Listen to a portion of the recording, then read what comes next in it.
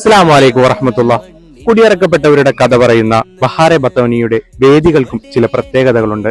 ബഹാറെ ബത്താനിയിലെ പ്രധാന വേദി റഫ സ്ക്വയറിൽ കുടിയിറക്കപ്പെട്ട മനുഷ്യരുടെ കഥ പറയുകയാണ്. തെക്കൻ ഗസ മുനമ്പിൽ സ്ഥിതി ചെയ്യുന്ന ഫലസ്തീൻ നഗരമാണ് റഫ. റഫ ഇന്നൊരു അഭയാർത്ഥികളുടെ നാടാണ്.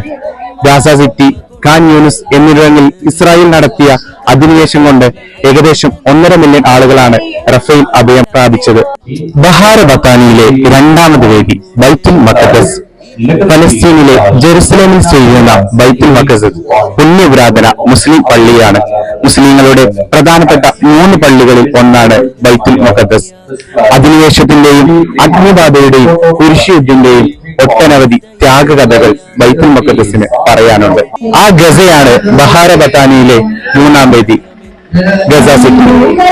ഫലസ്തീനിയൻ പ്രദേശങ്ങളിലെ ഏറ്റവും വലിയ ഭാഗവും പടിഞ്ഞാറൻ ഏഷ്യയിൽ കടൽ തീരവുമില്ലാത്ത വെസ്റ്റ് ബാങ്കാണ് സാഹിത്യോത്സവിലെ 4-ാം വേദിയായി നമ്മൾ തിരഞ്ഞെടുത്തിട്ടുള്ളത്.